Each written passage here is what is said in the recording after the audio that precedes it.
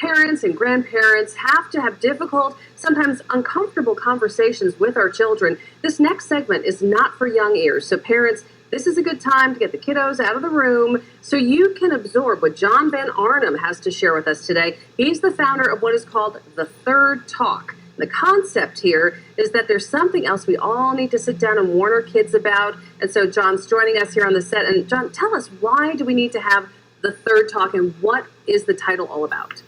Well, the title is about the fact that parents will have a conversation with their children about the birds and the bees, the talk. Somewhere around middle school, a guidance counselor or a health teacher will have an additional conversation and usually discuss anatomy, pregnancy, sexually transmitted diseases. But after that, children are left on their own to go discover their own sexuality. And unfortunately, a lot of the times they do that online.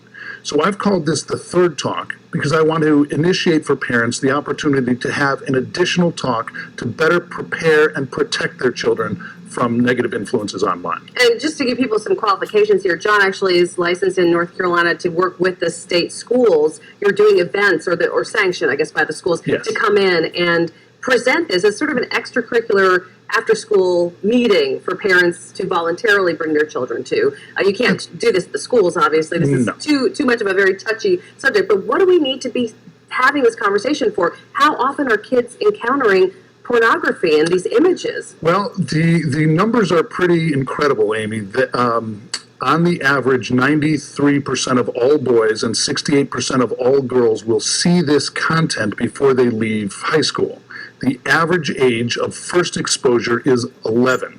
So that means anywhere between 8 and 14 would be considered normal. But kids are not telling their parents they're seeing this stuff. No. They're embarrassed? Well, they're embarrassed. There's a little bit of shame that's involved because when children see this, it releases dopamine in their brain, which feels good to the brain and feels good to the body. In addition, they also have a sense that this is not for them. And those two things combined can create shame, and that will keep kids from having this conversation with their parents. So this is why we, the parent, need to take charge and have the Third Talk. We do. We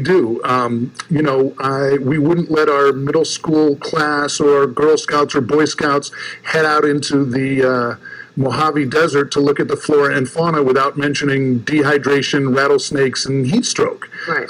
It's sort of the same thing here. We need to be prepared for the way that the world is right now and maybe not the way we wish the world was. So as a parent, where do you begin? I mean, you do have a website, so there are resources there where parents can get started? Yes. The way I suggest that parents get started is really to just initiate the conversation. I say that nothing is going to take the cool out of something quicker than talking to your parents about it. But you also have to know that kids really are the experts here. They see this every day. They see this on every social media platform that exists. And the parents really need to ask more questions than be dictatorial about the way that they engage in this conversation. What's the damage that gets done to a kid who's exposed to porn? Well, because of the release of dopamine in the brain, this can become a compulsive behavior. The same way if you kicked a soccer ball into a goal and you released the same dopamine, you might become a very good soccer player. But if this is released through watching online pornography, unfortunately, kids can become very good at watching online pornography. This has shown to cause aggression, depression, loneliness, and it has certainly changed the way in which our young people engage with each other, as far as the first relationships or interests that they have in other people of their own grade.